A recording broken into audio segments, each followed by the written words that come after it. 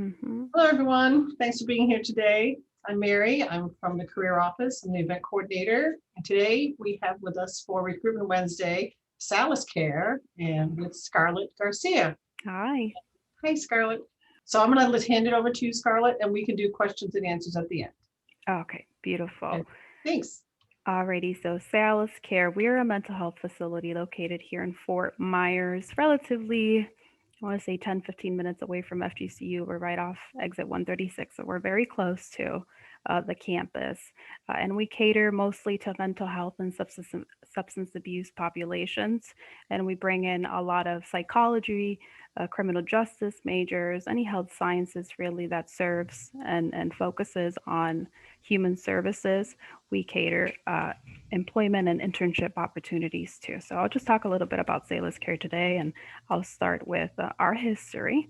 Now, we did merge with Lee Mental Health and Southwest Florida Addiction Services in 2013, and together they came together to create Salus Care. And we do employ more than 400 people currently, and we're looking to recruit some more. We do have a lot of openings on our page, and I'll talk a little bit more about that later on. But that's basically how Salus Care came to be. And our mission and vision is to be a exceptional and compassionate behavioral health care.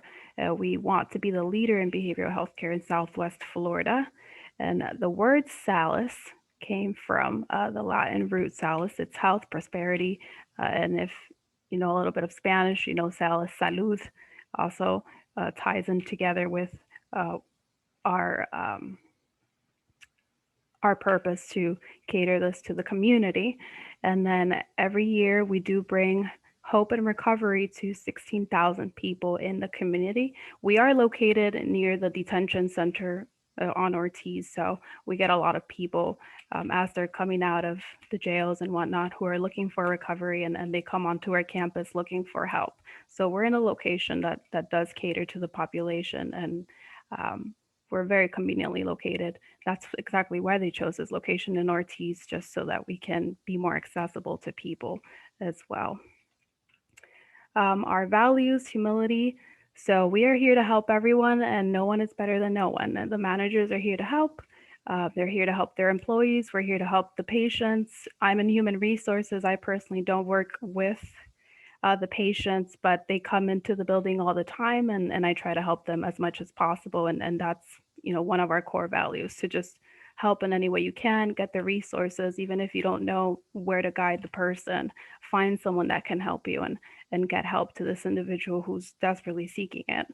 Integrity, do the right thing always, doesn't matter what it is, do the right thing. We respect, treat others like you would want to be treated.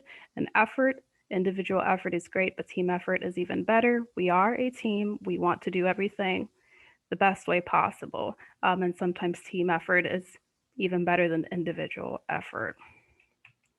Now, our treatment services. We don't turn away anyone. We do offer low payment options for those that don't have the resources to get help. And we are accredited by CARF International. CARF is a national accreditor for mental health and substance abuse organizations like us. And every 3 years, we try to get accredited through CARF. It's a 3 year sort of situation where they come over, they let you know what it is that we have to improve on, or what are the areas in our departments that we need to improve on. And if we work on that, if we make it better, they give us the licensing. And it's a 3 year situation where now we're getting ready to do it again in June, July. They're going to come in, they're going to take a look at everything. So we're all getting ready for that right now. And it's no pressure at all. It's a little intimidating, but it's a great organization, and they all have the same mission and goals, to cater for our substance abuse and mental health communities. Now, I'll talk a little bit about what kind of services we have. Now, we cater to youth, to adults, and we do a lot of emergency and crisis. And for our youth services, we have outpatient psychiatry. And for these little dots here at the bottom, these are the positions that we currently have open within the units, and I'll talk a little bit more about them as we go on. But Overall, we offer outpatient psychiatry for youth. We do children's therapy, therapeutic behavior, and on site services. We recently opened up the community family and response team. So, this is specifically catering to COVID-19 and the effects of it for our patients. And I like this department in particular because they offer students the ability, those that just graduated or just got their bachelor's, just got their master's, and have little to no experience within the field. They allow you to come in and learn everything hands on. So if you're looking for a position like that, you're doing a lot of case management, a lot of treatment, assessment, and that sort of situation, but they'll teach you as you go. So for a community family response team, I would keep them in mind once you graduate and you get your degree, if that's something that you're looking for. We do accept little to no experience, just your bachelor's degree, just your master's degree. And then we also offer residential treatment. This is at the Vince Smith Center. So we allow youth to stay here and basically get their life together. We allow them to work, we allow them to go to school while they're staying with us. And I believe it's 4 to 6 months sort of situation. And we do have openings for behavioral health technicians, but I'll talk about that a little bit later on. But for the peer specialist over here, the outpatient psychiatry, peer specialist is for individuals who have gone through or lived in a residential setting for substance abuse or co-occurring disorders. So if you received help for mental health or if you were going through rehab, this position is available for people who are looking for a fresh start and who want to help others who went through the same situation. We do have several openings for that, and it's this position in itself is pretty special because when you go through a situation like that, it sort of feels like, there's what do I do now? Where do I go from here? And we like to give that opportunity to people who want to give back the help that they've received. So if you all know anyone who's, lived with a substance abuse problem and they've gone to a rehab facility or a mental health agency and they've gotten help, we can give them a position within our company to help others in the same way. And of course, we have RN and LPN openings. Now, for the RN and LPN, it's a little hard right now, COVID. Um, so a lot of them are giving vaccines. So we do have openings within our crisis units and in our psychiatry unit as well, if any RNs or LPNs that are looking for experience within the mental health field.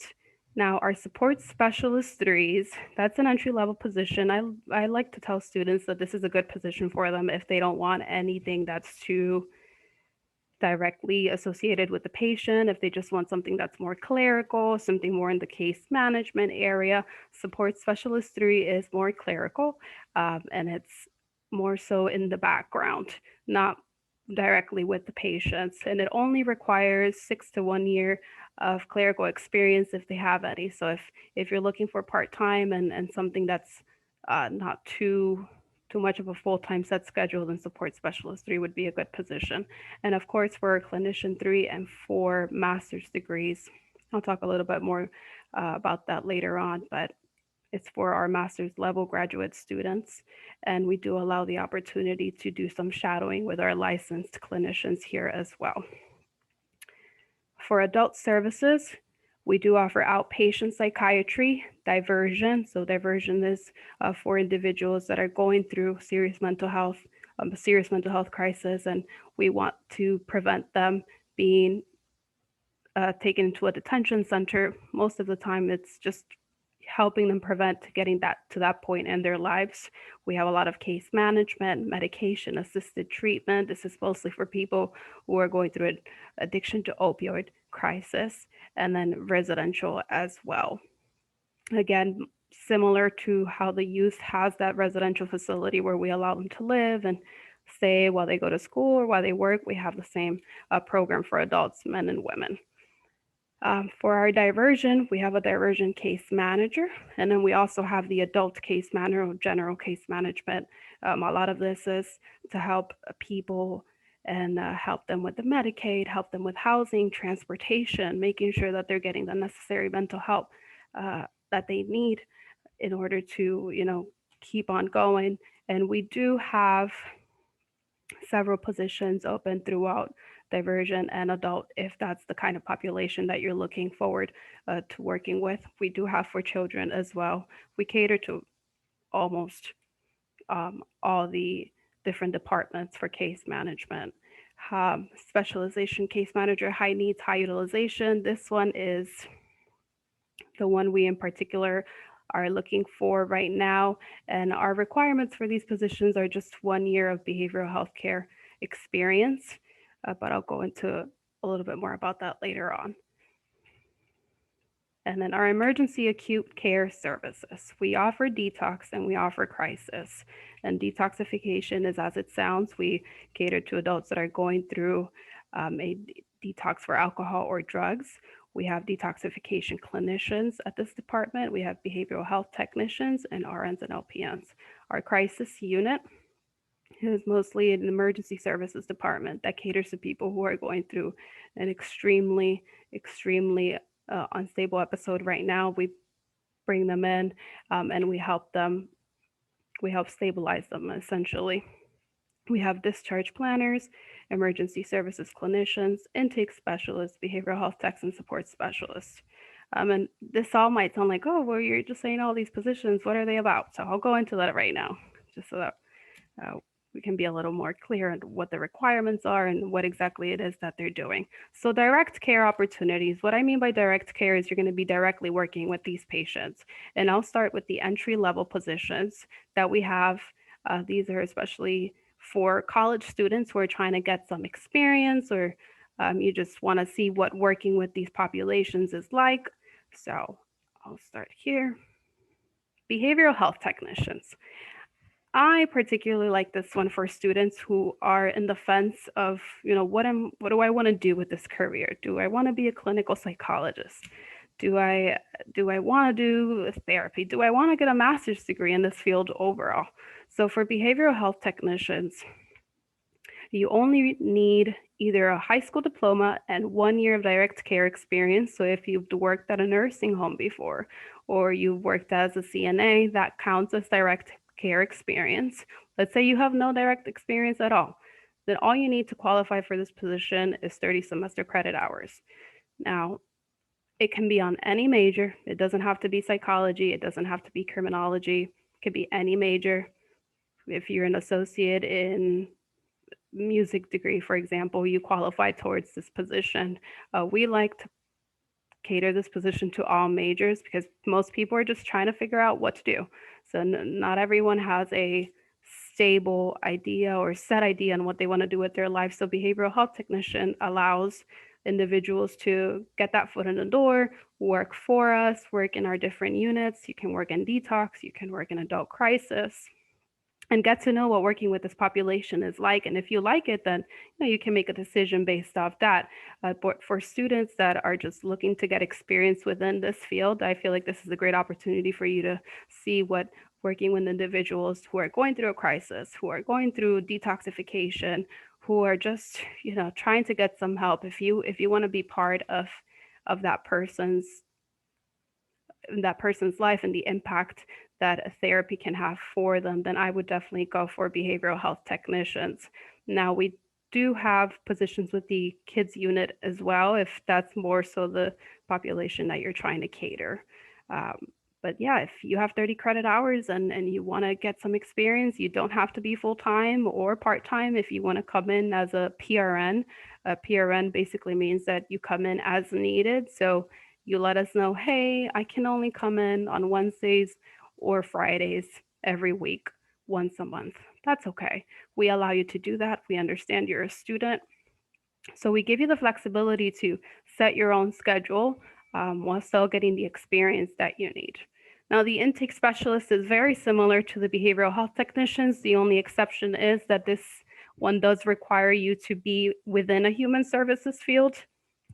And what we mean by human services is psychology, criminology, early childhood, anything that bases itself around the human. That's what we would want our potential employees to have their majors in. So we do get a lot of psychology, we do get a lot of counselors, we do get a lot of criminal justice as well. For this position, you do require an associate's degree or 60 credit hours. So um, if you have an associate's degree, this is perfect for you. You're trying to get some experience in the field. Again, you don't need to be full-time, you don't need to be part-time, you don't need to be anything set in schedule. If you just want to come in once a month, we allow you to do that as well. So behavioral health technicians and intake specialist positions are really catered for students in the area to get the experience needed. And both of these positions are working with the patients. You're basically facilitating the daily living skills. You're going to attend group therapy with them. You're going to transport them sometime from one unit to the next. You do a lot of insurance checking. You do a lot of talking with the family, reassurance. So it's a position that's definitely rewarding.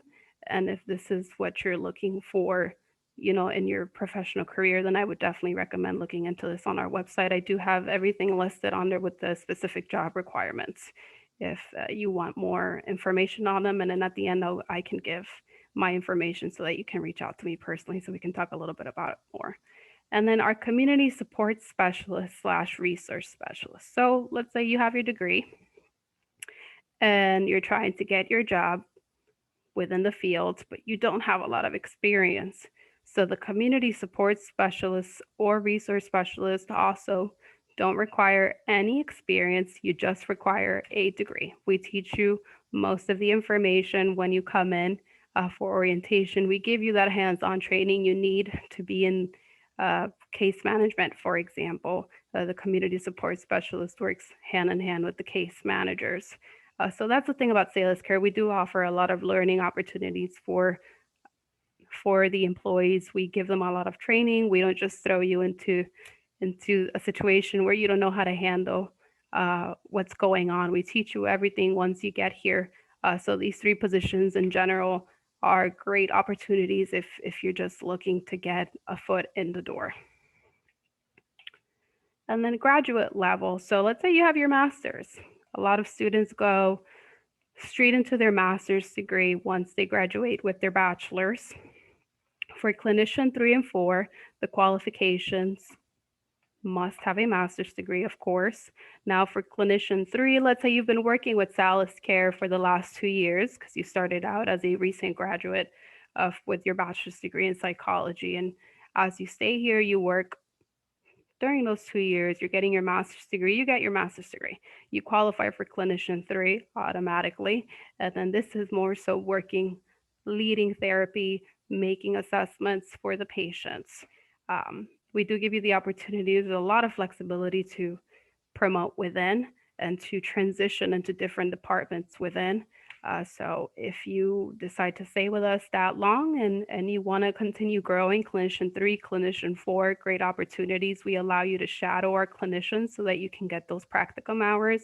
Your master's degrees will require you to get those hours. And if you want to become a licensed social worker, licensed mental health counselor, you can do that hand in hand as you work for us. And we allow you to be shadowed under our managers who are licensed under the Florida board as well. Now, currently, we don't have any internship opportunities because of COVID, but the conversation is being brought to the table again in April to see if we can bring back students into the campus. We used to allow students to work as behavioral health technicians, work for credit hours and whatnot.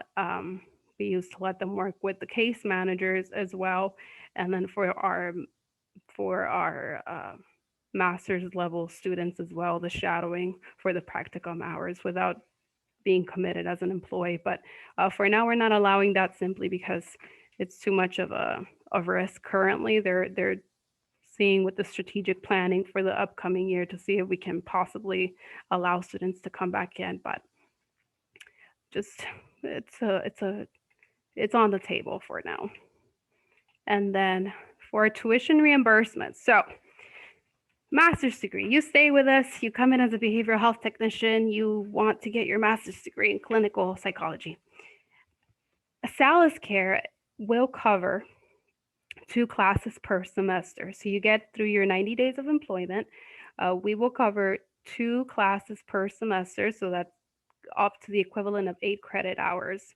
And we cover 100% at the state university rate for credit hours. So if you stay at FGCU and you're getting your master's degree at FGCU, we can cover 2 of those classes. And we all know that master's degrees can be pretty pricey. So if you are a full time or part time employee, 20 hours or more a week, then you qualify for a tuition reimbursement program. And basically, you just have to commit to a year from the time that you um, apply for tuition reimbursement with us. So if you were to start working in July, for example, and you want to apply for the tuition reimbursement for the fall semester, you would basically commit to a full year of employment with us till the upcoming July of the upcoming next year. And now, if for some reason life happens and you have to leave, you would just have to pay back the remaining time that you didn't complete for the tuition reimbursement. But this is definitely a great opportunity for those students who know that they want to get a master's degree and are looking for some more affordable options to do so. Now, for our training, as I said, we will train you for everything. Training is very important for every single department here in Salus Care. We will give you trainings left and right. We want you to be prepared for this population. We want you to be prepared for your job, and we will continue to teach you as things keep on progressing. So everyone is required to complete mandatory trainings. It's part of your performance evaluations. Um, and on orientation week in particular, we do teach the clinical staff I'll just go into each one team, the technique for effective aggressive management. So for the crisis unit, or just any of the departments that work directly with the patients in general, sometimes, there might be reactions from certain patients that are not so fun. So we like to teach you beforehand, this is what you can do if a patient gets aggressive, or if there's just a reaction that you weren't expecting. We want you to think before you react, sort of situation. So we want you to handle the situation the best way possible before, you know, going to different measures. We call it de-escalating. We want you to de-escalate as much as possible. So during orientation week, we teach you the techniques for effective aggressive management. We teach you different techniques for managing aggressive behavior. We teach you first aid, CPR, Baker Act. For the CPR and first aid, we do give you the 2-year card, and then we renew every single 2 years. And we make sure that every year you are up to date on how to manage all these behaviors or Baker acting. We teach on HIV, AIDS. As I said, we're very keen on having all our employees up to date and making sure that they're as informed as possible.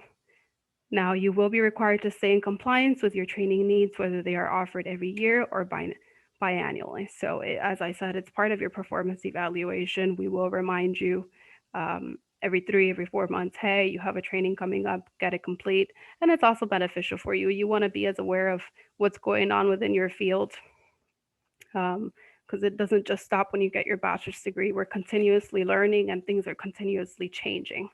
So we want to make sure that you're part of that as well. And then our referral program. So you get hired.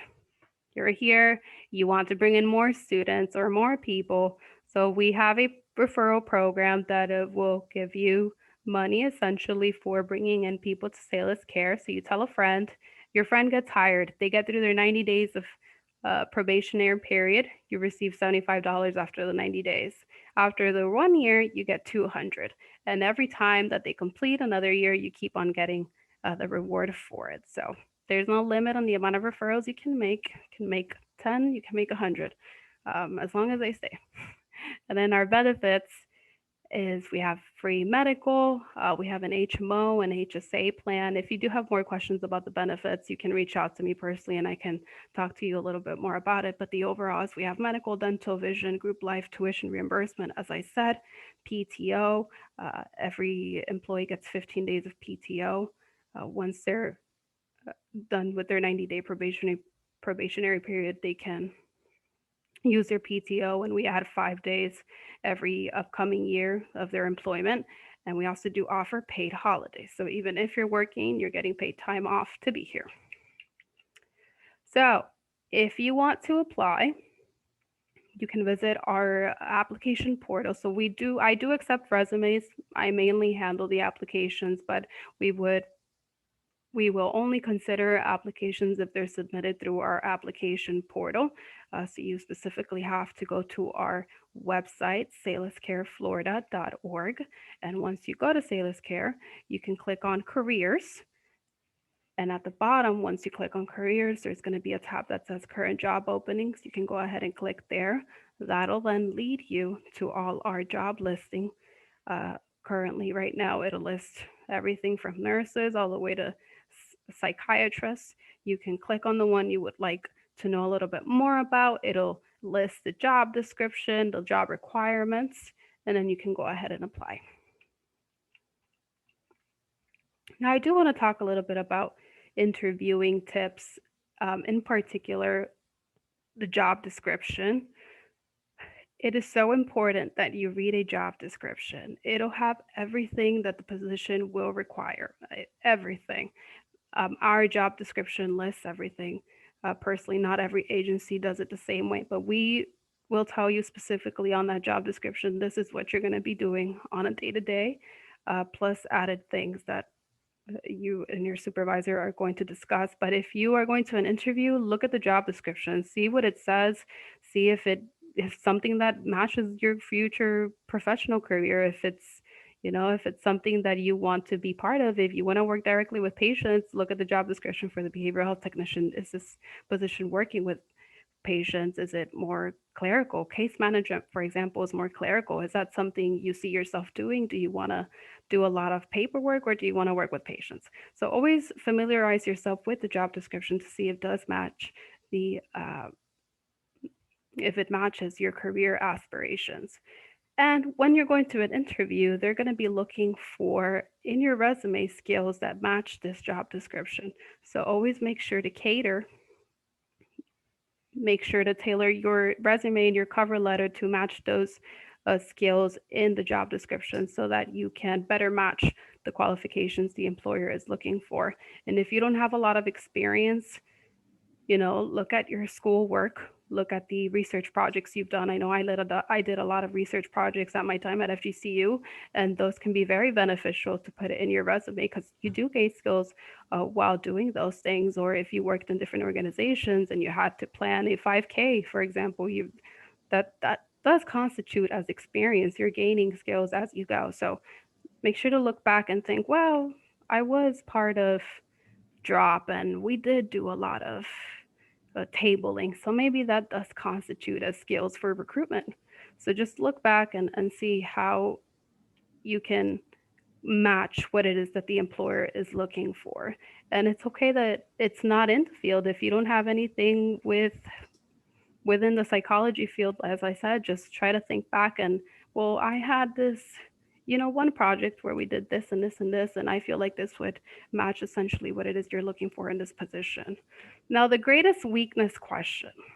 I personally hate this question, but employers will ask it. The best way to go about this question is to share a weakness that isn't essential to the job, but tell them how you're working towards improving this.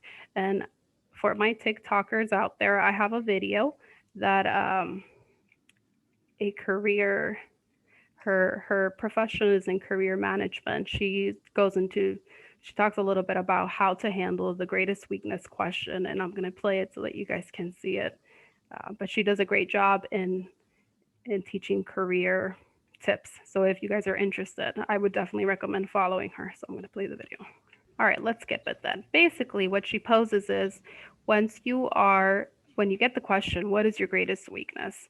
So she poses the fear of public speaking. Well, I get really anxious for public speaking, but I've made it a point to take that leadership role in my groups or just a presentation aspect of group projects so that I can get over that fear. And I've been commended by my professors on how much I've improved ever since. So always give a weakness that isn't essential. So if you're applying for a job that has a requirement of working with Excel, for example, don't tell the interviewer during the interview, well, I feel like I'm not really too great at Excel. That's just going to hinder your chances of getting that job. So just always take it back to something that isn't specifically part of the job requirements, but something that's still your weakness and that you're going to continue working on just to improve. And then always ask questions. Always. What is it like here on a day to day basis? What is it really like working with these patients? What is your company culture? What are some challenges you have? What should I expect from working at this place? Will it be easy? Will it be hard? What is it like? Ask questions. Make sure that you are as aware as possible about the job, about the workplace, about the type of management style. Make sure to ask these questions. It's very important. It's very important. You're basically making a commitment, for your professional career to this company, and you want to make sure that your beliefs, your values, your ethics match to that company. So it's not a light decision. It's not just accepting a job position. You have to make sure that you're passionate about this, that you're going to enjoy working with the team that you're going to be assigned to, that you're going to get along with them, that you agree that integrity is important, or just going off our own values. You have to make sure that this is the job for you, and it's okay to ask questions. Make sure to ask those questions. It's very important that you do so. um, Maybe you don't have any questions at the end. If you get back home and you think, well, maybe I should have asked this, reach out to them and say, hey, I forgot to ask this during our interview, but so and forth, A and B. What can you tell me more a little bit about this? Sometimes during an interview, it's a little nerve-wracking. You're nervous, you're speaking to an employer, you forget everything. You were so ready for it, but you forget everything. Make sure to ask for their email at the end so that if you do have any questions when you leave, you can address them later on an email. But I do emphasize this: ask those questions. It is a huge part for your career to make sure that you're happy. You don't want to get a job just to get a job. You want to make sure that you're passionate about what you're doing and that you're at a place that caters to that passion as well. And then always practice. An employer will know when you're winging it. They will know during that interview if you were just like, oh my god, I just did not practice for this greatest weakness question at all. It's very blatant when you don't practice or you don't rehearse the answers to these questions. And yes, practice, but when you're answering the questions during the interview, don't make it sound rehearsed either. You want it to seem like a seamless conversation. It's a tricky science, the interviewing, but just there's a lot of resources out there on Google that can help you. And as I wish I could have showed you guys the video for the career coach on TikTok. It's pretty excellent, but I can put it in at the end just so that you guys can check her out on your own time. She does an excellent job at teaching different skills for interviewing and that sort of situation. And that's it. Do you guys have any questions for me? Thanks, Scarlett. That was great. Yeah, thank you. Sounds like you have lots of opportunities and some great benefits for someone that's interested in your field. Yeah, absolutely. Absolutely. It's more than anything for Salus Care, I love to emphasize that we teach you. We teach you a lot. For my position, I was taught a lot on the field. Tactical knowledge is one of the greatest assets for a person. There's just oh so much that you can learn from a book. There's nothing like that tactical knowledge that you get from your job, that hands-on knowledge. It's the best kind of learning. Well, Rose says it sounds like a fantastic company to work for. Well, thank you so much for being here today. Yeah, thank you for having me. This has been awesome. All right, well, thank you so much for your time, guys. I appreciate it. And I hope you have a good rest of your day. You too. Thanks again for being here. Thanks. Bye. Take care. Bye.